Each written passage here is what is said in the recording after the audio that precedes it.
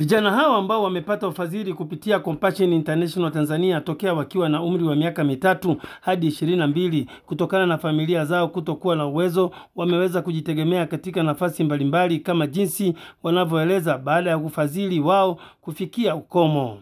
Kanisa na huduma ya kijana na mtoto imeanza kunilea toka nikiwa na umri wa miaka 4, 2007 mpaka sasa nimefikisha miaka 22. Ilinisimamia kielimu toka nilipoanza chekechea mpaka nilipomaliza elimu yangu, na hivi sasa mimi ni mwalimu wa msingi. Furaha yangu kubwa kwanza kabisa, ninafurahi kwa sababu wamenisaidia kutoka katika ngazi ya umaskini, imenitoa kuanzia chini 2007 mpaka hii 2025. Kwa hiyo ninamshukuru Mungu sana kwa sababu ndoto zangu zimeenda kutimia, na ni mwanafunzi wa St. John, nasomea uuguzi. Kwa hiyo ninashukuru sana kanisa, ninashukuru sana shirika la Compassion.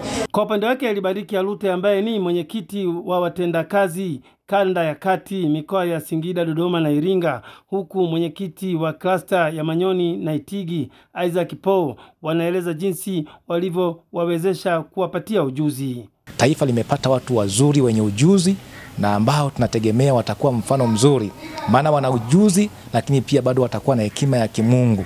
Kwa hata wanapokuwa kwenye kuitumikia serikali itakuwa na watu wazuri ambao wametengenezwa, wana elimu nzuri lakini pia bado wanakuwa na hofu ya Mungu. Kwa tumetengeneza taifa zuri. Hawa watu 163 tunategemea wanaenda kuwa chachu nzuri ya maendeleo la taifa letu la Tanzania, kwa maana wametengenezwa katika misingi iliyo bora sana. Vijana ambao waliandikishwa wengine wakiwa na miaka 3 mpaka sasa wamefikisha miaka 22.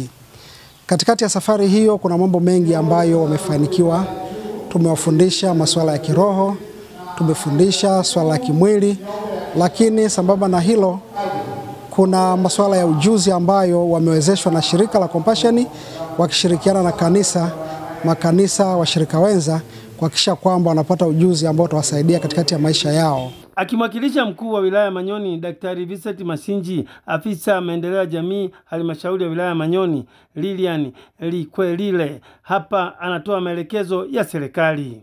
Kumbuka katika mikopo ile ya 10%. Kwa bahati nzuri ninatoka kwenye hiyo division katika ofisi ya maendeleo ya jamii. Nikiripoti kutoka hapa Manyoni ni mimi Sate Mkumbo wa ITV.